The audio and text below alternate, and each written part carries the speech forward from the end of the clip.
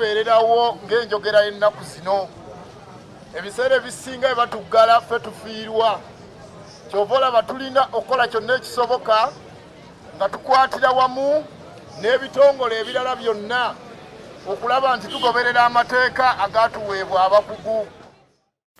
According to the World Bank, COVID-19 and its containment measures pushed 40 to 60 million people into extreme poverty due to losses of livelihoods that resulted from disruptions in business operations.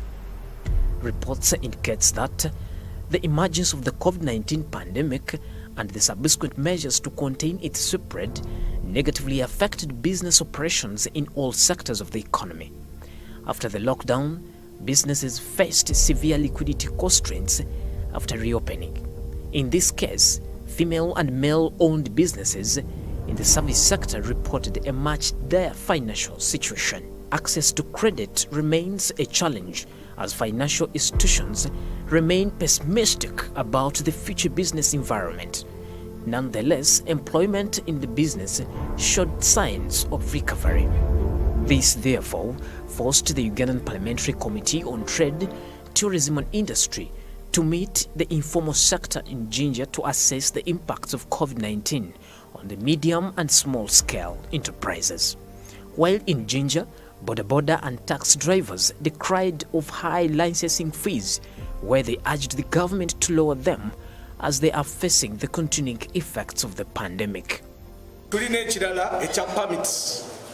Driving permits abasinga zagwako mu biseera eby'omwezi ogwo kati tebalina sente zirenewinga. Road licenses ezo ne PSVs nazo zagwako. Obuzibu obutulina era twagala kati akakiiko kano akaze mu maaso gaffe mutuyambe mutwogerereko n'ebikikwatako.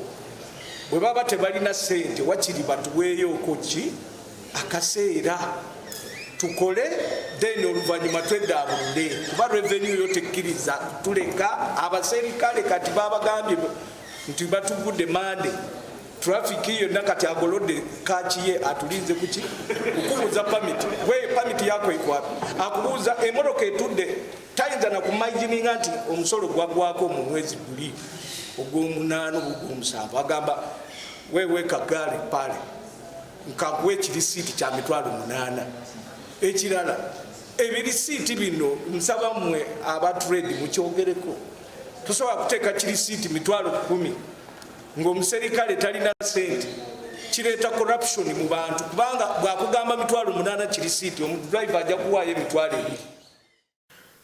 Thousands of border drivers have been out of work since March when the Ugandan government suspended most forms of public transportation in an effort to curb the spread of the coronavirus.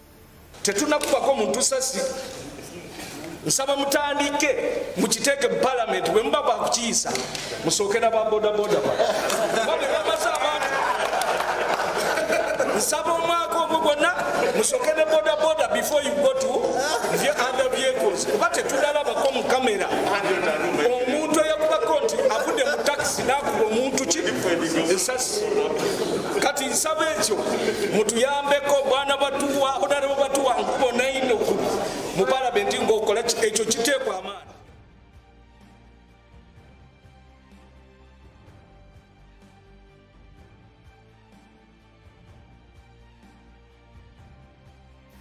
According to reports, worn clothing and worn textile, otherwise known as second-hand clothes, are major components of Uganda's import textile bill. However, those dealing in the second-hand clothes say they are about to quit business due to high taxation imposed on them.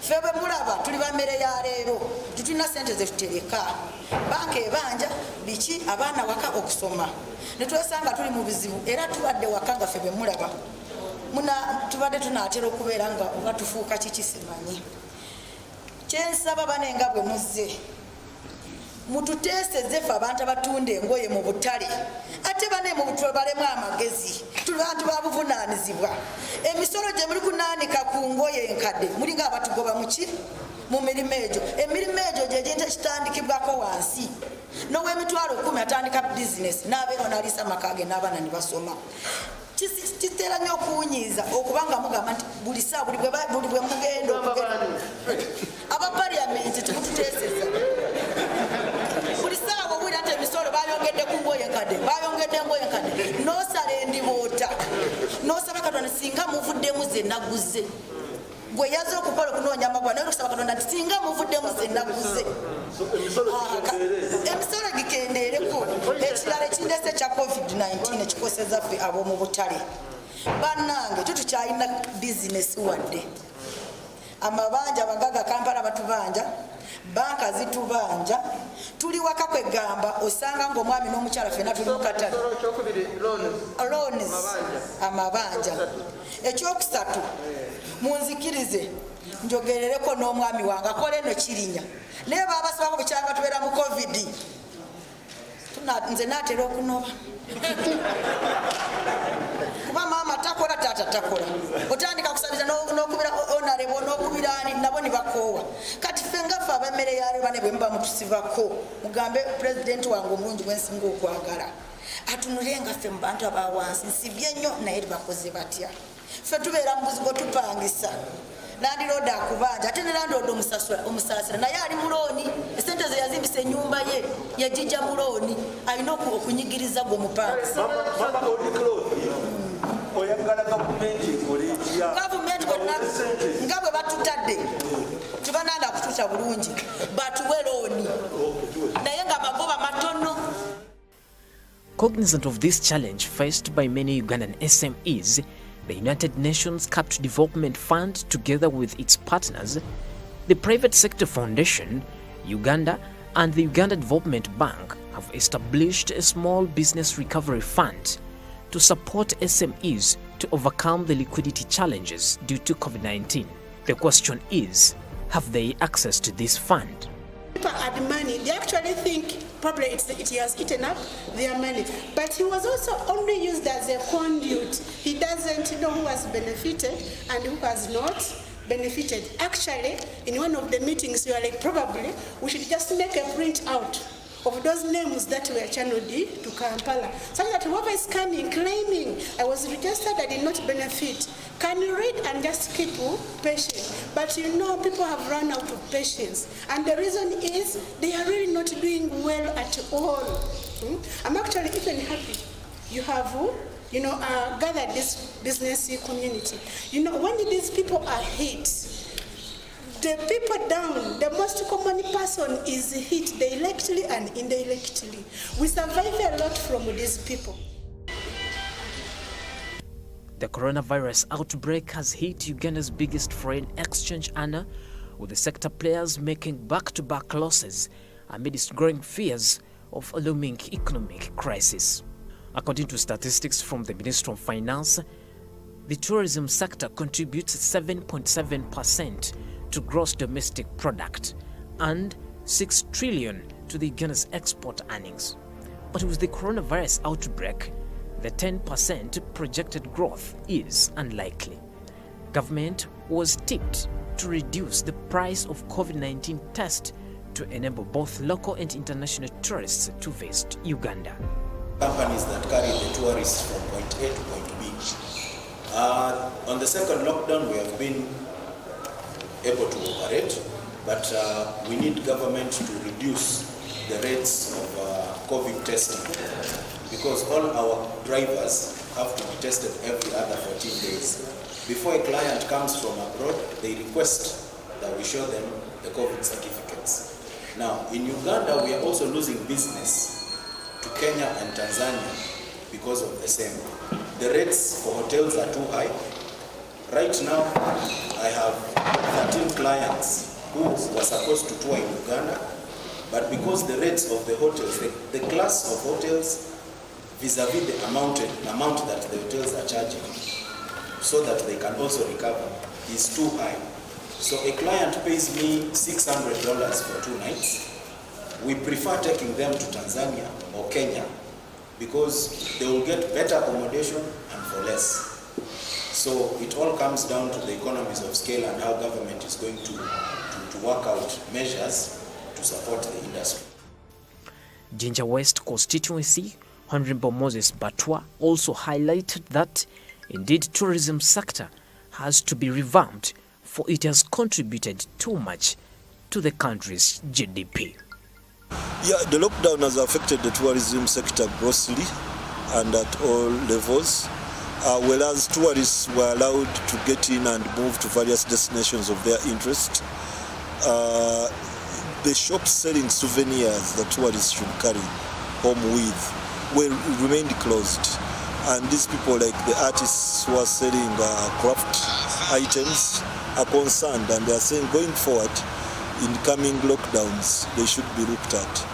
Secondly, the limitation on transport and the demand that they should undergo a test at a very high price, a COVID test at a very high price, also affected the tourism sector.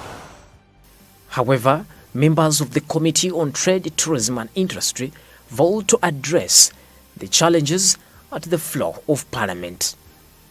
On tourism, trade and industry, we know that tourism has been hit hard because tourists are not moving, the local tourists were not allowed to operate.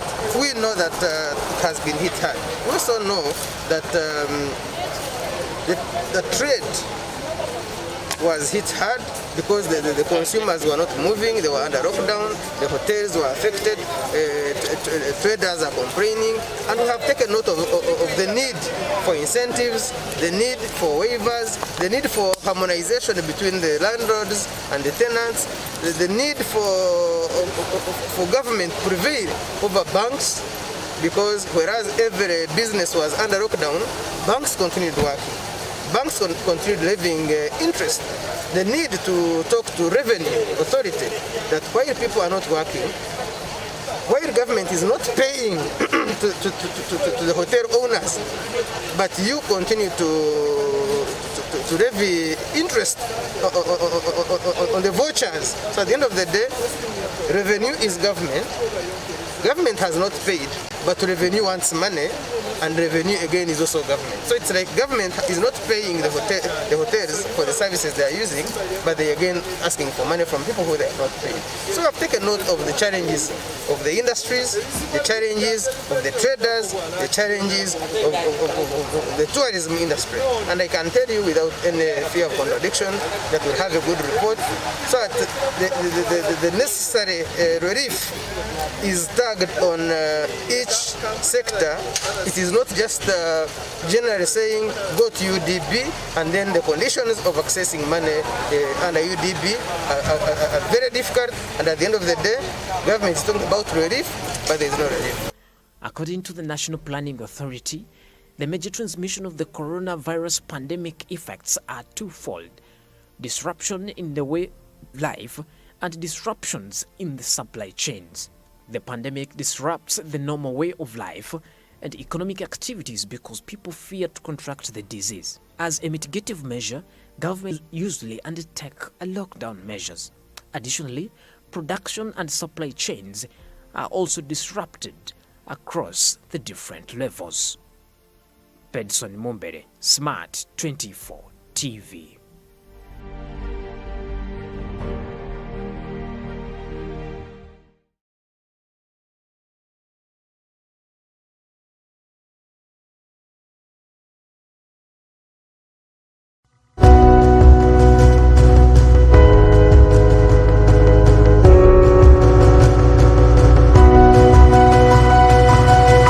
Smart 24, driving business.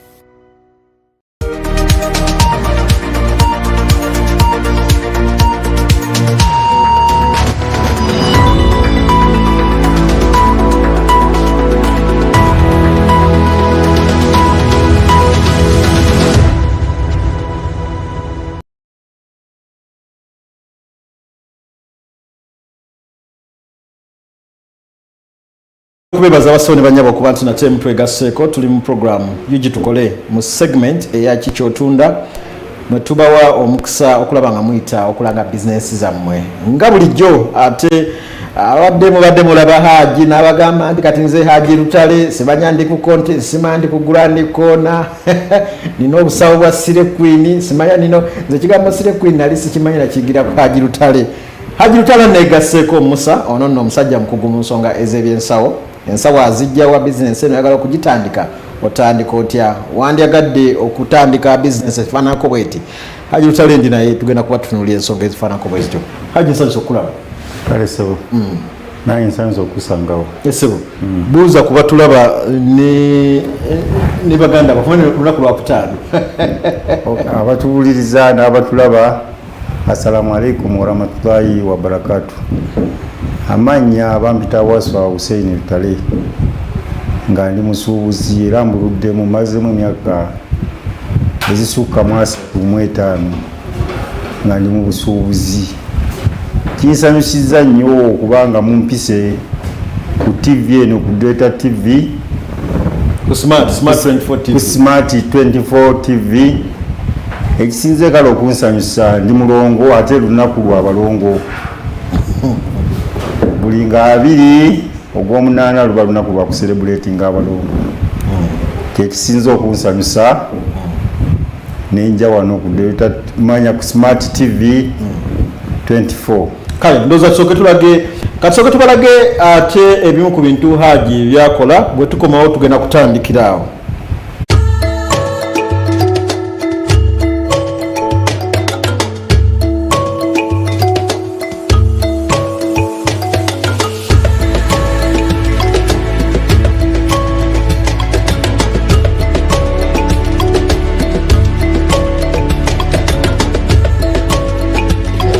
gange nze Waswa Hussein Lutale ntunda ensawo z'abaana b'amasomero eza secondary eza university eza primary n'obwababebi ez'abasire Queen ntunda ensawo eziriko n'abayeetaaza ensawo zino nsangibwa wano mu kibuga Kampala ku kizimbe bakiyita Grand Corner okuliraana mini price. Nzijja Dubai, China, Turkey, Congo n'ensi endala. Ensawo zino nnungi nnyo ziba ngumu zirimu original. N'abaneetaaza essimu yange eya MTN 0782 25 323 eya MTN yalina ku WhatsApp 0701 51 95 31. Kuduuka kuliko tera okubagamba nti ebintu ebirungi tebabyogerera. Nze bwe nali mpasa omukyala kubanga ali mukyala mulungi sayina kumwogerera naye ekyebbeeyi kisigala kya bbeeyi. Kati bw'oba oyogera ku kintu ekirungi teweetaaga kukyogerera nti ate kikola bwe kitya gwe kyokola ogula buguzi. Ogende wa Haji ogula ensawo, nze luli nagendawo nga njagala kugula ensawo yangamba $5 naye njala mugamba nsalyako nangamba oba oyagala gula oba toyagala togula. Naye ensawo ebintu ebirungi bwe bityo bibiri. Haji nsanyusa okula bizinesi y'ensawo etambula etya? Bizinesi y'ensawo eyo tebaddeemu na buzibu naye twafunamu okusoomozebwa okwa COVID kubanga tetukyatuuka naye nga luli tubadde twetuukira. Kati bw'oba otuuse eri ofuna ebyenjawulo by'ogenda ozuula. Kati bw'ogenda ozuula ofuna Abachina n'obafuula mikwano gyo. Kati bw'ofuna Abachina abo n'obafuula mikwano gyo bakugulako omukwano ne bakulaga ebintu ebirungi n'otambula mu katale n'ogenda mu katale akalala n'ovaawo n'ogenda mu katale akalala. Kati singa obadde Haji tugende mpola because omuntu twadyagadde okumanya nti amanyi exactly gwe kikyotunda. First of all twagala okumanya oli omubuulire nti ekisookera ddala otundirawa emirimu gyo ogikolerawa kizimbe ki osangibwa ku maliro tutandikirawo tulyoke tuyingire wano omulimu guno gw'ensawo gwennyini. Ekikuleeseza okwogera ku nsawo zino kubanga omulimu guno gumazeemu emyaka 3 obutegeera. Omulimu ogwo sigumazeemu emyaka 3 naye nga bizinesi zimazeemu emyaka ezisukka mu 3 ensawo ezo nzimazeemu emyaka nga 7. Okay. Yes. Osangibwa wa business ozikolera wa? Nsangibwa ku kizimbe bakiyita Grand Corner okuliraana Mini Price. Omwaliro gwa mukaaga edduuka liri 472 ne 473. Okay.